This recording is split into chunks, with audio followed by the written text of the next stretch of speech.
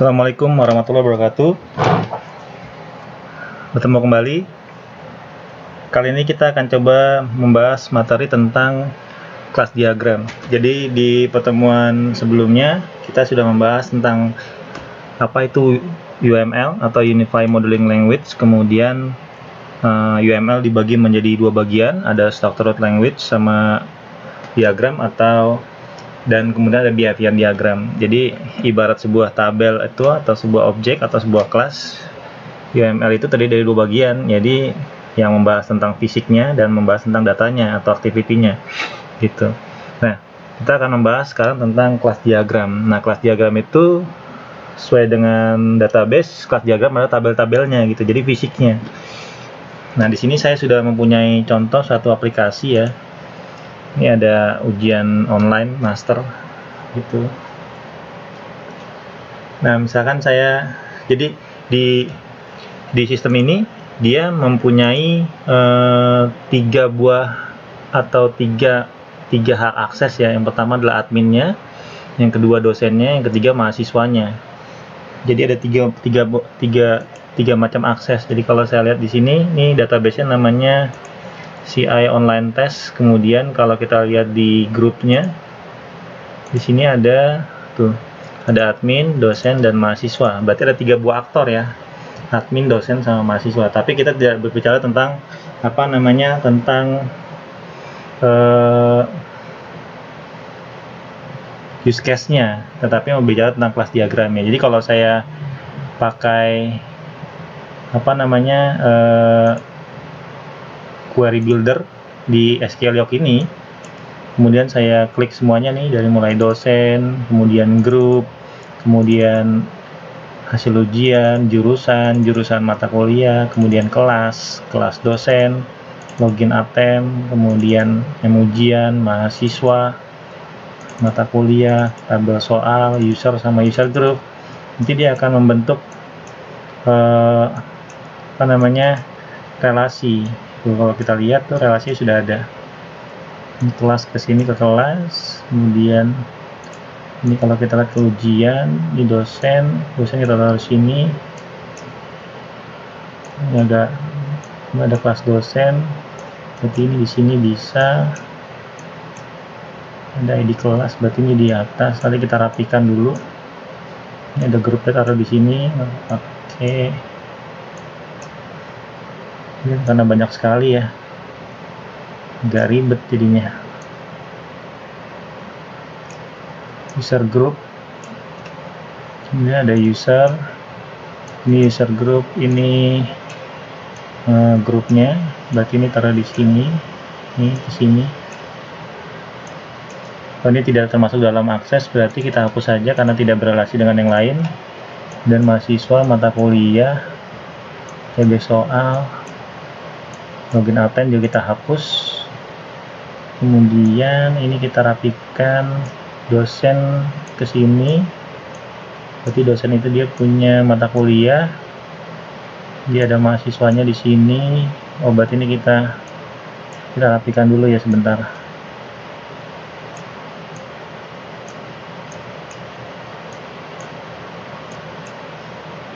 Ini di atas, berarti di sini. Kita geser dikit. Ini di atasnya, berarti ini di bawah. Kita rapikan dulu. Kelas dosen. Ini ke sini. Dan ini kemana ya? Bentar. Berarti ke sini, dosen di sini, tabel di sini. Ini mata kuliah di sini, agak jelimet jadinya. Ini ujian, berarti di sini. Oke, mulai rapih.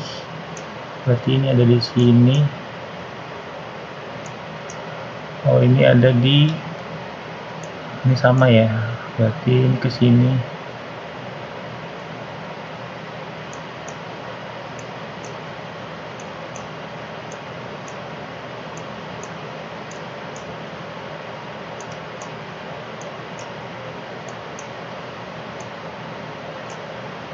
Berarti ini ke bawah saja, ini di atas,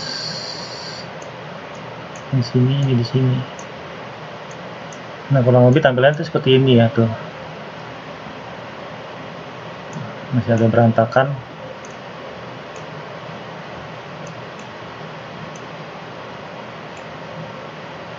Nanti ini di atas bisa kali, ini di bawah biar lebih rapi.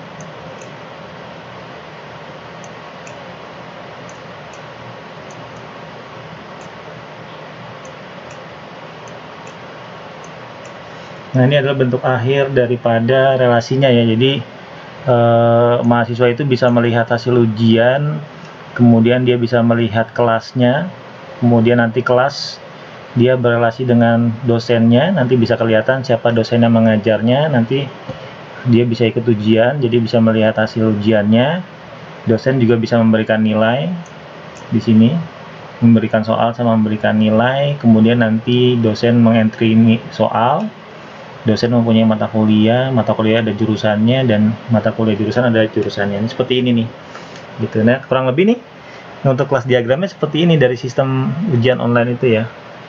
Nah, sekarang kita akan buat kelas diagramnya. Ya, sebenarnya ini sudah mewakili daripada kelas diagram. Jadi kalau kita lihat pengertian dari kelas diagram sendiri, kelas diagram adalah, kita ambil dari ini aja nih. Nih, pengertian kelas diagram, fungsi, simbol, dan contohnya. Nah, kelas diagram adalah visual dari struktur sistem program pada jenis yang dibentuk. Kelas diagram merupakan alur jalannya database pada sebuah sistem. Gitu. Kelas diagram merupakan penjelasan proses database dalam suatu program dalam sebuah laporan sistem, maka kelas diagram ini wajib ada. Nih, menurut para ahli nih, tahun 2019, Salzinger diagram kelas atau kelas diagram merupakan struktur sistem dari segi pendefinisian kelas-kelas yang akan dibuat untuk membangun sebuah sistem. Nah, fungsinya adalah nih, menjelaskan suatu model data untuk program informasi, tidak peduli apakah model data tersebut sederhana maupun kompleks. Dengan menguasai kelas diagram, maka akan meningkatkan pemahaman mengenai gambaran umum skema dari suatu program, mampu menyatakan secara visual akan kebutuhan spesifik suatu informasi, serta dapat berbagi informasi tersebut ke seluruh bisnis. Dengan kelas diagram dapat dibuat bagan secara terperinci dan jelas, dengan cara memperhatikan kode spesifik apa saja yang dibutuhkan oleh program. Hal ini mampu mengimplementasikan ke struktur yang dijelaskan. Kelas diagram mampu memberikan penjelasan implementasi independen dari suatu jenis program yang digunakan, kemudian dilewatkan di antara berbagai komponennya.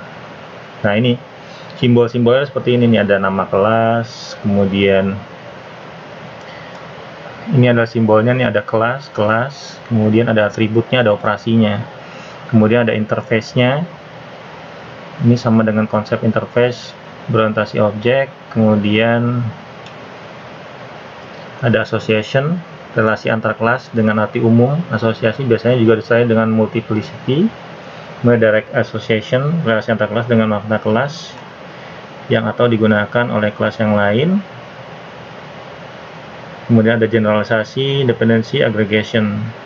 Nah, ini contoh kelasnya nih, kayak gini. Tuh, ini hampir sama dengan yang ini. Ini saya buat dengan menggunakan SQL Yoke. Jadi saya udah punya database-nya, lalu saya relasikan kepada tabel-tabel intinya saja yang berhubungan dengan sistem informasinya, gitu. Nah, ini contohnya nih, ada kelas mahasiswa, sini ada atribut npm, nama, dan seterusnya. Nih ada datang ke perpus. Nah, ini kemudian datang sebagai anggota, ini nama behavior-nya gitu. Tapi nanti kita ganti dengan nama behavior yang ada di database-nya gitu, di controllernya. Kemudian ada buku, kemudian ada. Nah, sekarang kita akan coba buat ya, tapi kita coba buat dengan menggunakan konsep ini, kelas diagram. Tuh, ada berapa tabelnya? 1, 2, 3, 4, 5, 6, 7, 8, 9, 10 gitu. Tapi karena terlalu banyak, kita akan coba bikin 5 saja kali ya. 5 dari mulai mahasiswa, hasil ujian, kelas, kemudian ujian, dan dari dosen. Dan ini dosen kayaknya banyak ya, kita ambilnya dari dosen saja deh, berarti yang berhubungan sama dosen. Jadi dosen, ada dosen, tapi mahasiswa juga boleh, udah mahasiswa aja. Yang penting tahu artinya ya, tahu cara menggunakannya ya. Nah, untuk membuat use case diagram, nah di sini saya akan menggunakan Lucidart. Jadi bisa di searching di Google, namanya Lucidart, lucidart.com. Tuh lucidchart.com. lucidchart.com. Tuh. Jadi kita harus login dulu sebenarnya nih kalau logout ya. Jadi masuk ke Lucid App User, kemudian login. Nah, pakai Google saja. Lalu masuk ke Google, pakai email yang akan kita gunakan. Nah, terus kita buat new Lucidart dokumen. Nah, ini kan kita gunakan aja nih create. Nah, free saja kita pakainya.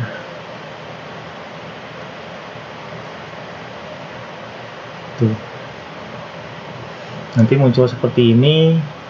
Nah, kita cari diagram namanya, coba searching dulu, search. Nah, di sini kelas diagram.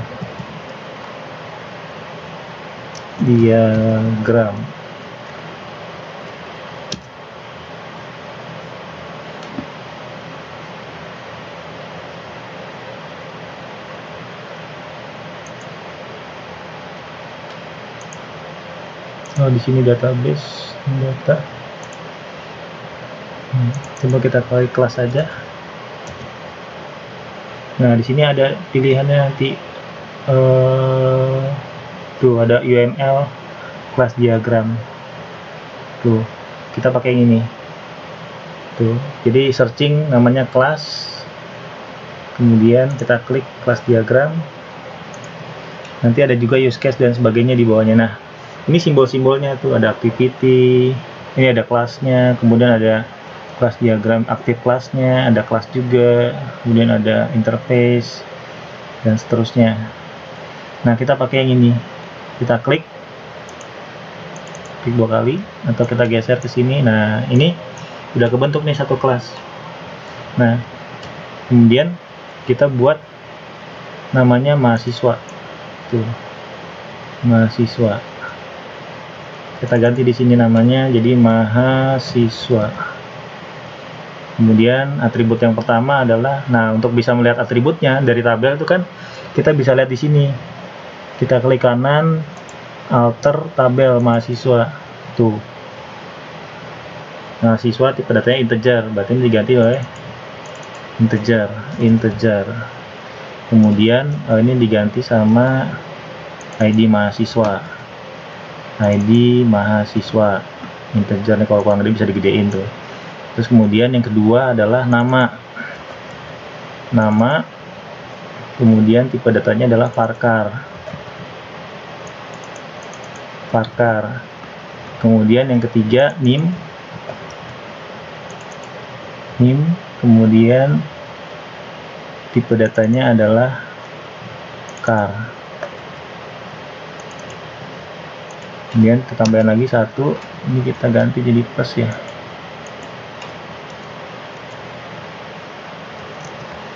Kemudian tambahin lagi satu,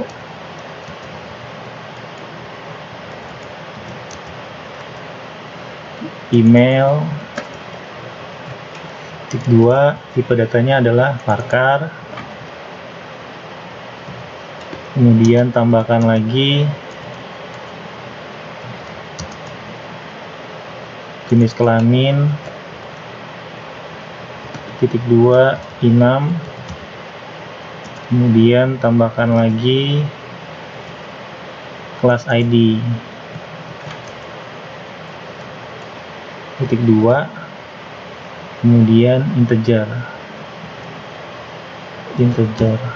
Nah, ini operationnya itu ini sesuai dengan yang ada di kelasnya. Jadi ketika kita membuat sebuah kelas mahasiswa berarti berhubungan dengan aplikasinya. Nah, sekarang saya akan membuka aplikasi untuk ini. Ini misalnya gini, kan ini aplikasinya ya. Sekarang saya login admin. Oh, bukan. Dia pakai email. Nah, ini aplikasinya nih. Tuh. Jadi ketika saya masuk ke data master, kemudian master mahasiswa, dia akan nampilin data master mahasiswa tuh. Ini bisa diedit, kemudian bisa ditambah, kemudian bisa diimport. Tuh. Import itu berarti memasukkan data ya, kemudian bisa dihapus juga. Nah, bisa dipilih data yang mau dihapus gitu. Jadi yang namanya behavior atau metode itu, ini kan di bawah sini berarti metode-metodenya kan, gitu. Ini metode-metode ini berhubungan dengan apa namanya function-function yang ada di kelas mahasiswa, gitu. Jadi kalau misalkan kita buka programnya, codingannya, misalkan saya buka nih, ini kan dia menggunakan namanya object oriented programming, itu berarti bahasa pemrogramannya harus berorientasi objek, yang minimal sudah menggunakan framework yang ada MVC-nya, model, view, controllernya gitu. Nah, kelas diagram adalah tabel, tetapi kalau di bahasa pemrograman PHP misalnya saya pakainya code igniter ya. Code igniter berarti kelas diagram adalah controller. Jadi kalau saya mau cari controllernya, cari controller mahasiswa tuh. Nah, ini adalah controller mahasiswa. Tuh. Kelasnya adalah kelas mahasiswa. Tuh. Ini nama kelasnya, kelas mahasiswa. Jadi nama tabelnya adalah mahasiswa, nama kelasnya adalah mahasiswa yang ada di controller tuh. Nah, kemudian di sini juga namanya juga mahasiswa gitu. Nah, behavior itu adalah semua operasi-operasi yang ada di aplikasi. Nih, ini kan modul mahasiswa nih, master mahasiswa nih modul. Berarti ada tambah nih di sini. Kita masukin tambah. Tambah namanya apa di sini? Nah, kita lihat di sini, ada nggak tambah? Tuh, ada namanya add. Nah, ini masukin tuh add. Copy, taruh di sini, di Lucidart tadi. Tuh, kita masukin. Add. Dia nggak pakai parameter, kosongin. Tuh.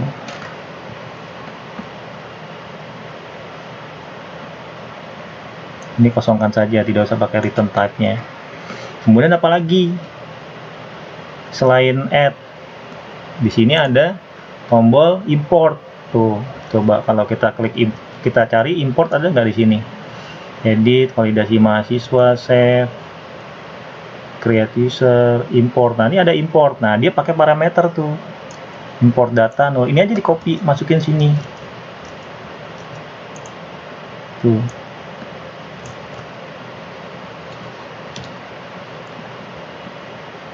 Kemudian apalagi?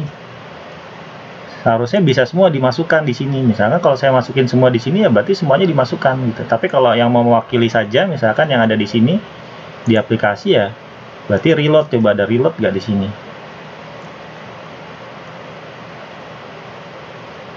Create user, import, preview, do import. Berarti ini larinya kemana ya? Ada nggak? Pas diklik. Dia pakai JSON ya, berarti preview. Dia masuknya ke preview tuh. Berarti masukkan di Lucidart-nya sini preview tuh. Apalagi di situ adanya tombolnya.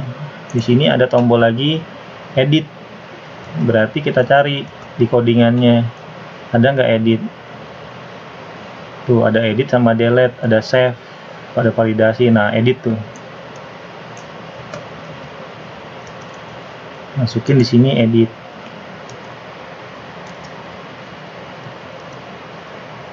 Edit. Nah, ini kita ganti.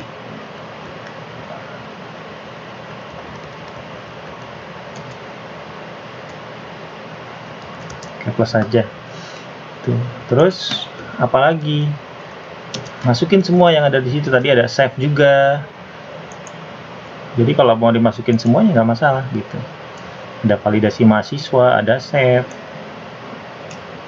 kemudian ada delete. save, kemudian ada delete sini tuh.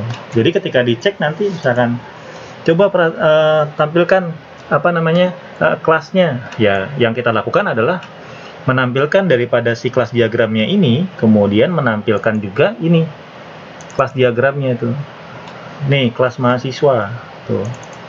Tapi kalau mau dimasukkan semua silahkan, misalkan ada output ini mau dimasukkan, ya masukkan saja apa adanya di sini tuh. Kemudian semuanya dimasukkan gitu. Jadi nama kelasnya adalah sama dengan nama tabelnya. Kemudian pastikan juga nama atributnya itu sama persis dengan nama tipe datanya. Nah, kemudian ini function-function yang terdapat di kelas mahasiswa. Kita buka functionnya. Jadi kalau misalkan coba sesuai nggak nama kelasnya dengan nama function yang ada di kelas mahasiswa, ya harus sesuai gitu. Karena di sini ada semua. Mau validasi mahasiswa, kemudian delete, create user, ini juga bisa tambahin create user.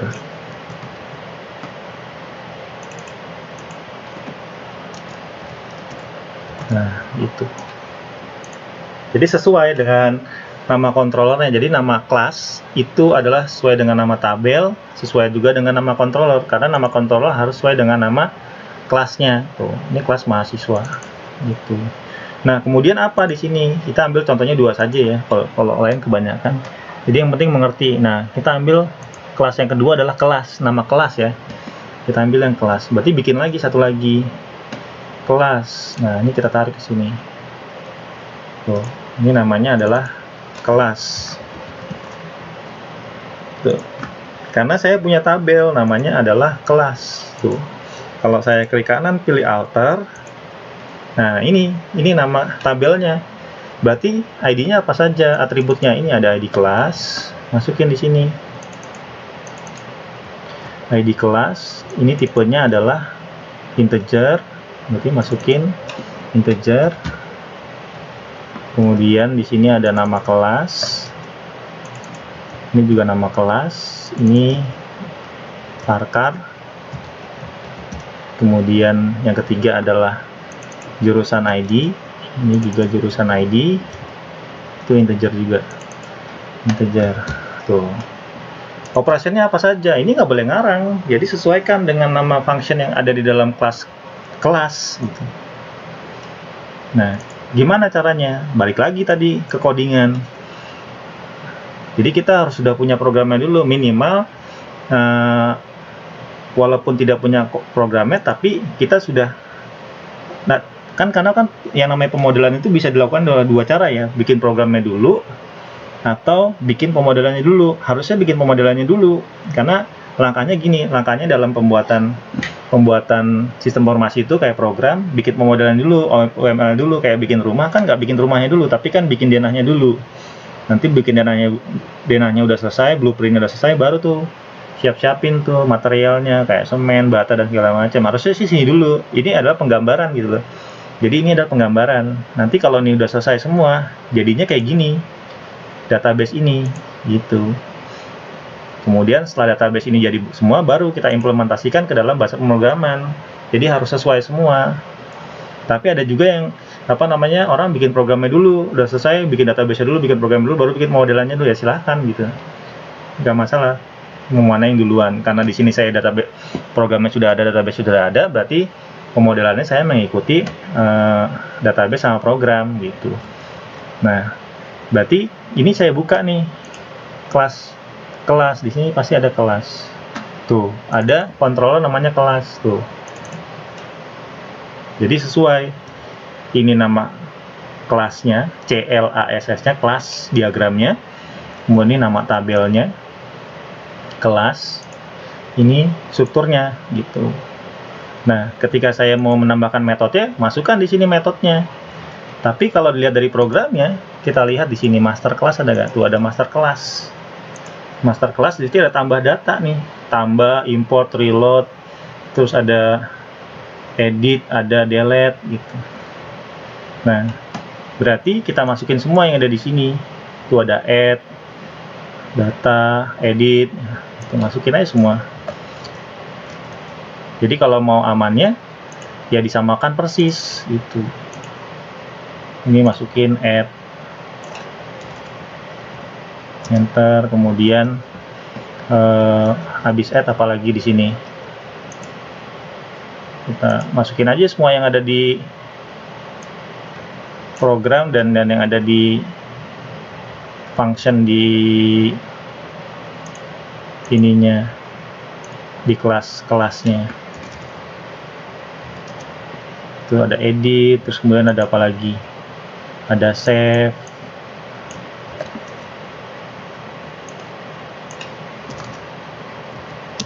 kemudian sini ada lagi delete, kemudian apalagi di situ ada kelas by jurusan gitu, dan seterusnya. Nah, kemudian baru kita relasikan. Nah, gimana cara merelasikannya? Kan dia relasinya kan kelas ID. Jadi ini direlasikan ke sini.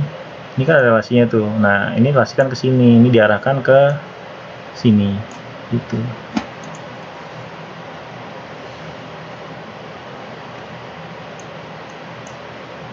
Nah, ini desain semuanya sampai semua tabelnya itu seperti tampilan ini gitu.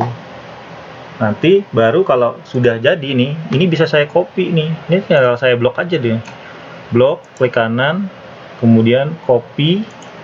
Saya buka Microsoft Word-nya. Microsoft Word-nya saya buka. Saya paste di sini. Tuh. Jadilah kelas diagram. Gitu, tinggal diatur nanti. Ini kan cuma 2 kan, harusnya kan jadinya banyak gitu. Nah, kalau udah kayak gini, ya berarti kita sudah membuat kelas diagram yang sudah sesuai dengan nama kelasnya, nama atributnya, tuh, kemudian tipe datanya, kemudian dengan nama functionnya yang ada di masing-masing kelasnya gitu. Jadi ketika nanti diminta pertanggungjawabannya ketika misalkan kita sidang, ya kita tinggal menunjukkan ini Pak, kelas diagram yang sudah saya buat,